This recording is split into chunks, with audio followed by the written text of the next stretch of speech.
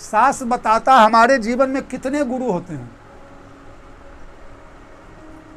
हमारे जीवन में 3 गुरु होते हैं प्रधान। पहला माता, जन्म देने वाली माता। तब लोग कहेंगे जन्म दे दी तो जन्मदाता है, जननी है। जो जनन करे, उत्पादन करे, जन्म दे, पैदा करे, उसे जननी कहते हैं। वो गुरु कैसे होगी? तब गुरु का काम है ज्ञान देना। वह जन्म ही नहीं देती है, वह ज्ञान भी देती है। अब कहिए ज्ञान कैसे देती है?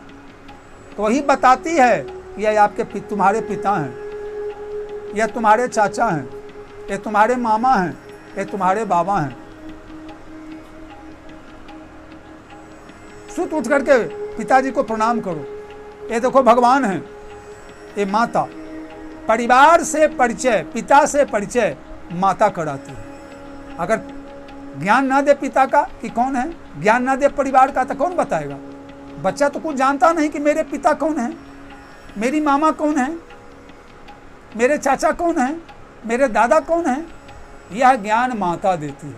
परिवार के परिचय, परिवार से परिचय करने का ज्ञान माता देती है। इसलिए प्रथम गुरु। दूसरा गुरु पिता। पिता संसार का ज्ञान देता है।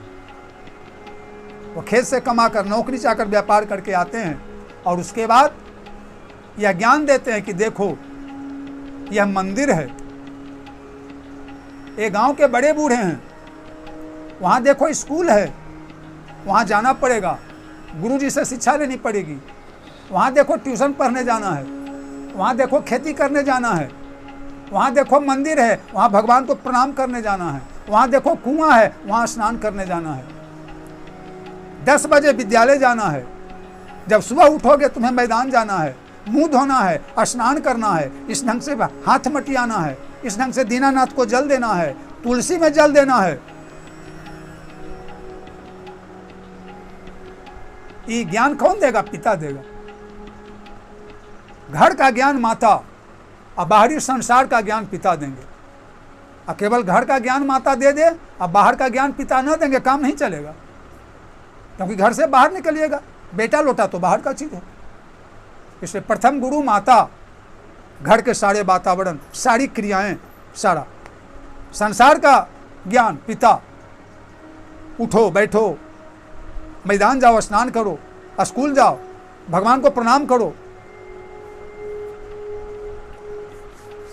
देखो दूसरे के साथ बुरा व्यवहार नहीं करना चाहिए, सदा सत्य बोलना चाहिए। किसी से गलती करे तो क्षमा मांग लेना चाहिए।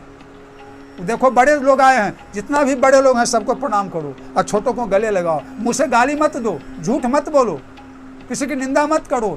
ये कौन देगा? पिता। आई ज्ञान के बिना मेरा काम नहीं चलेगा संसार में। और तीसरा गुरु दीक्षा गुरु। भगवान कहते हैं दीक्षा गुरु तो मेरे साक्षात स्वरूप हैं। क्योंकि माता ने घर का ज्ञान दे दिया, ठीक है, पिता ने बाहर का ज्ञान दे दिया, तो क्या मनुष्य का जन्म घर से बाहर तक ही के लिए हुआ था? उसका जन्म हुआ है परमात्मा को प्राप्त करने के लिए। अब परमात्मा को प्राप्त करने का तरीका और परमात्मा से परिचय, ये दोनों कौन बताते हैं? गुरु। देखो ये संसार है, किसी के भय से सूरज तपता है, किसी के भय से हवा बहती है, किसी के भय से पानी बरसता है, किसी के भय से धरती पैदा देती है। आखिर इसका संचालन करने वाला तो कोई है, और जो है उसे हम भगवान कहते हैं, उसे हम परमात्मा कहते हैं। और यह तन पाकर अगर परमात्मा को मैंने प्राप्त नहीं किया तो वह तन बेकार है, वह जीना बेकार है, जन्मना बेकार है, उस माता पिता को धिक्कार है। यह ज्ञान कौन देगा? दीक्षा गुरु। और यह ज्ञान देकर भगवान का मंत्र लो, भगवान का ध्यान करो, भगवान का गुरु मंत्र जपो, उनकी कथा सुनो, उनके मंदिर में जाओ, परिक्रमा करो, चरणामृत लो। ये सब जो साधन है भगवान को प्राप्ति कराने के, यही ज्ञान कौन देगा? गुरु। तो पहला गुरु से काम चलेगा घर का, दूसरा पिता से काम चलेगा बाहर का, लेकिन तीसरा गुरु जो दीक्षा गुरु होते हैं उन्हीं से हम भगवान तक पहुंच सकते हैं। अतः मानव जीवन को सफल करने के लिए तीनों गुरुओं का रहना परमा आवश्यक है। अतः तीनों को हमें गुरु के रूप में मानते हुए तीनों का कद्र करना चाहिए। हर एक आदमी के जीवन में तीनों गुरु आएंगे। जो न माता का आदर करता है, न पिता का आदर करता है, न गुरु का आदर करता है, वह मनुष्य जीते हुए भी मुर्दा के समान है और उसका जीना धिक्कार है।